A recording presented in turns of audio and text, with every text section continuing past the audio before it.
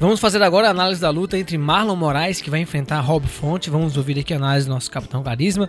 Antes, não se esqueça de se inscrever no nosso canal e ativar o sininho para receber as notificações. Na descrição tem o link das nossas redes sociais. Venham todos fazer parte da família Round Extra e senta logo esse dedão nesse like aí, porque você vai gostar do vídeo, porque o nosso conteúdo aqui é bom e porque só 5% dão likes. Então, por favor, seja esses 5% aí, por favor, não seja os outros 95%. Capitão Marlon Moraes, um atleta que você gosta muito, a gente sempre escuta você falar muito bem dele. Tá vindo de derrota para o Corey Sandhagen e de uma vitória bem contestada, dividida por decisão dividida sobre José Aldo Júnior. É a elite da categoria, sem dúvidas.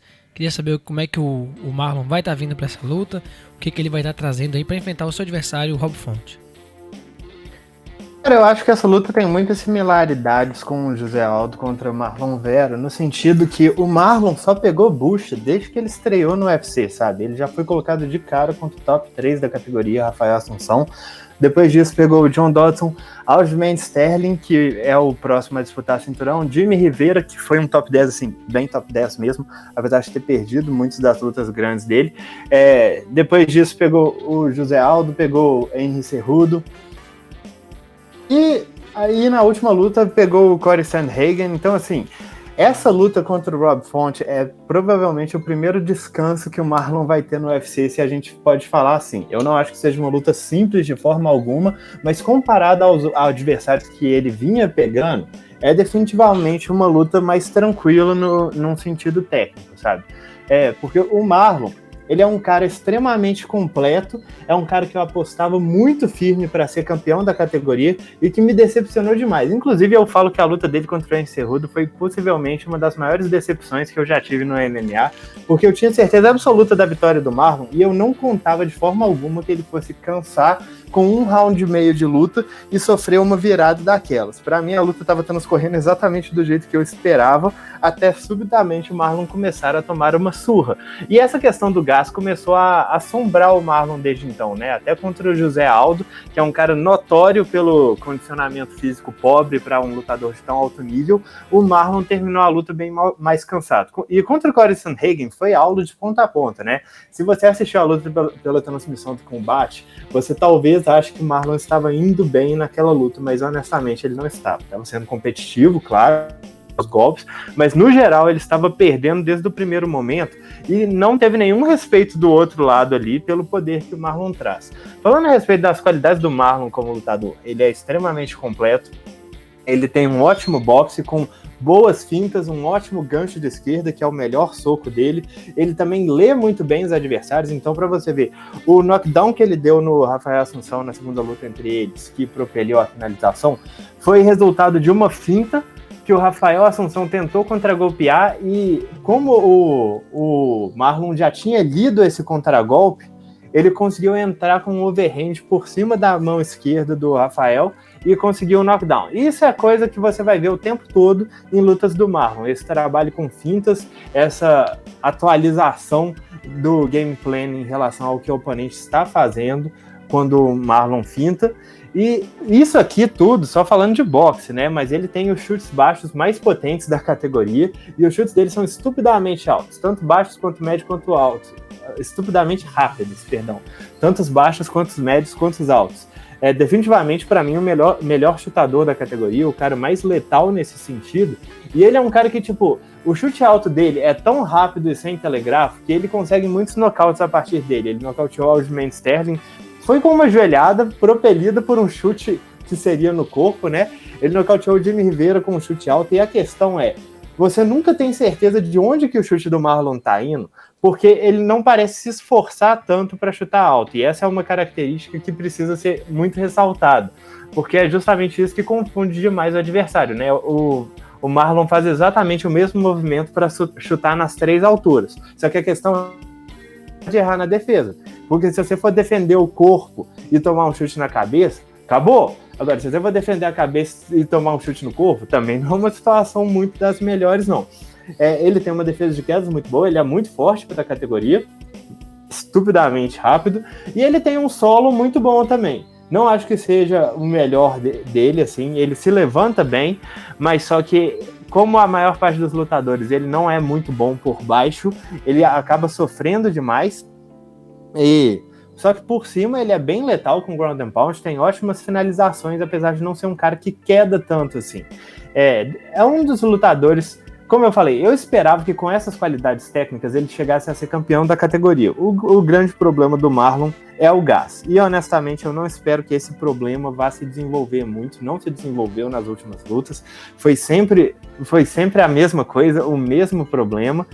Mas só que eu acho que as qualidades técnicas dele são suficientes para vencer a maior parte dessa categoria, porque foi uma coisa inclusive dita depois da luta contra o Corey Sandhagen, porque o Corey, apesar dele não ter respeitado o Marlon, ele estava o tempo todo colocando fintas, ele estava o tempo todo variando o alvo, porque a questão é, se você entrar numa troca de golpes com o Marlon, você vai perder. Todas as vezes. Todo peso galo do UFC perde em uma troca de golpes normal com o Marlon. Porque é isso, ele é mais rápido, ele é mais letal e ele é mais forte do que todos os pesos galos ali. Então você tem que afogar ele tecnicamente. Você não pode chegar e falar, vou trocar 2 socos aqui com ele, vou acertar um soco tomando um soco. Você vai perder porque o soco dele vai chegar mais rápido em você. Você não pode ficar querendo trocar chute baixo porque o chute baixo dele é mais potente do que o seu. Então, em questão de fundamentos técnicos, assim, talvez ele seja o melhor peso galo hoje, o melhor peso galo ainda hoje. Só que a questão é que eu não acho que o jogo dele tenha a profundidade necessária para ficar entre o top 3 da categoria hoje, talvez. Eu não tenho certeza como seria uma revanche dele contra o Aljamain Sterling. Eu acho que ele teria problemas sérios contra um cara tipo o Petr Yan, e o Corey Sandhagen acabou de tirar ele para nada, sabe? Acabou de afogar ele de uma forma que o Marlon não tinha certeza de onde que ele deveria defender, de onde que os golpes estavam vindo. E esse meio que tem que ser o jeito de você lutar com o Marlon, sabe? É um jeito complexo, é um jeito difícil. E é por isso que o Marlon até hoje está dentro do top 5, tendo nocauteado ou finalizado a maior parte dos oponentes dele. Porque não são todos os lutadores que vão conseguir ter tantas camadas no jogo deles. Bom, Babi, do outro lado, tem aí o Rob Font. Eu vou ter que falar os dados dele, que aproveita e você já fala um pouquinho com relação aos dados e como vai ser o jogo dele. O Rob Font é o mais alto do que o Marlon Moraes, 5 centímetros, e tem 12 centímetros de envergadura a mais. Queria que você comentasse a respeito disso. O Rob Font está vindo de vitória sobre Rick Simons e também sobre o Sérgio Pettis. O que ele vai estar trazendo para enfrentar o Marlon? Assim, o Rob Font, ele é um cara que vem se desenvolvendo um pouco ao longo dos últimos anos. Ele tem um jab muito potente, ele é alto para a categoria, ele vai ter uma vantagem tanto de altura quanto de envergadura em relação ao Marlon, principalmente de envergadura, inclusive. Eu acho que questão de altura é por volta de 3 ou 4 centímetros, mas em envergadura eu acho que são mais de 10. Deixa eu dar uma conferida aqui nesses dados, só para eu não estar falando muita besteira. Mas, são 12 centímetros de vantagem de envergadura. E ele é um cara muito de boxe básico, né? Um cara de colocar o jab, colocar os diretos, principalmente golpes retos, fintas com a mão da frente, são coisas que ele gosta de fazer bastante. Volume de golpes. E quando a luta tá, tipo assim, parado, quando ele quer mudar um pouco o nível das coisas, ele não se opõe a tentar quedas, tentar clinch. Ele é muito forte no clinch, ele tem boas quedas. Não acho que seja o cara com mais categoria, mas só que essas quedas são simplesmente um complemento para o jogo dele de trocação, que já é muito bom por si só.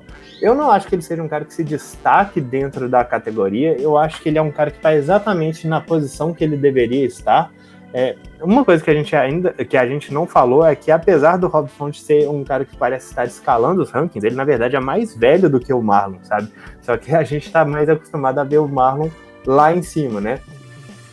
Só que o Rob Font é um cara, vamos dizer assim, ele se defende bem de quedas, ele queda bem, ele se levanta bem quando é quedado, ele tem boas mãos. A luta dele contra o Sérgio Pettis, então, foi praticamente um massacre, ele fazendo bullying com um cara muito menor. E essa, pra mim, que é uma das questões mais complicadoras dessa luta, porque ele é um cara muito acostumado a ser o mais alto dentro da luta, e ele sabe usar essa vantagem de envergadura muito bem. Ele sabe colocar os golpes dele muito bem. Depois que ele consegue estabelecer o seu trabalho de mãos, ele começa a entrar com os chutes. Inclusive o nocaute dele em cima do Tominhas Almeida foi causado por um chute alto depois de uma sequência de mãos.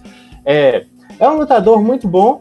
Talvez não seja do lutador mais versátil você não vai ver, acho que, tanta variedade de golpes, tantos ataques no clinch, cotoveladas, você não vai ver joelhadas, você não vai ver muitos chutes, mas em geral o trabalho dele de mãos é extremamente consistente, perdeu poucas lutas no UFC e sempre para caras muito duros, né, que foram o Rafael Assunção, o Pedrinho Munhoz e o John Lineker. Todos esses já chegaram quase na elite da categoria e nenhuma dessas derrotas foi realmente feia.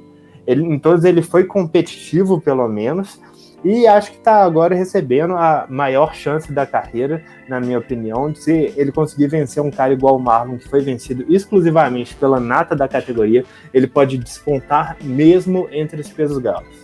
Ô Barbie, eu tô vendo um certo padrão aí na derrota do Rob Font, viu? Para brasileiro? Bom, deixa seu like aí se você tá gostando da nossa análise aqui. Bom, eu já vou deixar aqui já a quarta derrota do Rob Font aí para brasileiro. Eu acho que vai ser um padrão a se repetir aí. Acho que ele tem uma fraqueza aí contra o Brasil, Barbie. Como é que vai sua análise aí? Sabe que ele também venceu 2 brasileiros, né? O Douglas Silva de Andrade e o Tominhas Almeida. Então, ele lutou com muitos brasileiros. Essa é uma coisa que vale a pena constar. Mas assim, eu acho que no ranking que o Rob Font está, a trocação dele é diferenciada em relação aos caras que estão próximos dele. Tanto que a luta dele contra o Ricky Simon, ele foi quedado muitas vezes, mas ele conseguiu definir a luta basicamente em pé, porque tem um boxe muito superior. Mas só que eu acho que agora ele tá dando um passo maior do que a perna. E isso não é um demérito. Tipo, o cara tem que dar um passo maior do que a perna mesmo, se ele quer conquistar alguma coisa. Só que eu acho que o Marlon é um cara muito melhor do que ele, tecnicamente, muito mais letal. E, sinceramente, se o Rob Font não conseguir estabelecer um jogo de fintas e um jogo de distância a princípio contra o Marlon, ele vai apanhar bastante nessa luta.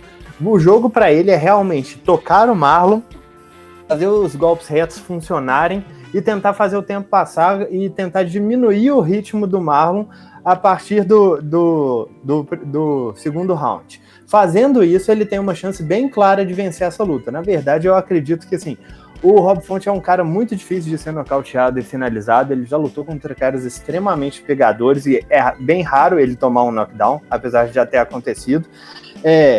Então é uma luta complexa para o Marlon também, porque eu não acho que se ele estourar da forma que ele sempre estoura no primeiro round, ele vai conseguir lidar com o tamanho e os golpes retos do Rob Font a partir do segundo round. Só que eu acho que os chutes dele, principalmente os chutes baixos, para punir golpes retos, isso aqui é uma coisa que eu acho que vai ser o diferencial nessa luta, né? Porque o Rob Font gosta muito de trabalhar jab, só que quando você trabalha um jab, principalmente querendo usar uma vantagem de altura, você tem que lateralizar a sua base. Lateralizando a sua base, você fica muito vulnerável a um chute baixo. E ficar vulnerável a chutes baixos contra um cara igual o Marlon é a pior coisa que você pode fazer na sua vida.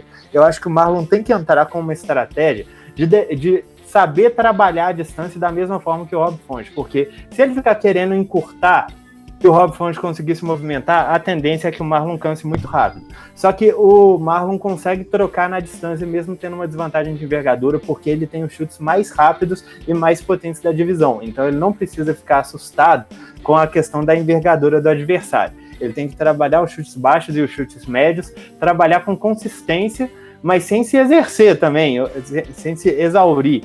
Ele tem que chegar no segundo round com gás, ele tem que fazer os 3 rounds bem, porque se existe uma coisa aqui que é defeituosa no Marlon, tipo, claro que ele não é um lutador perfeito de forma alguma, mas o que mais se destaca é a questão do gás.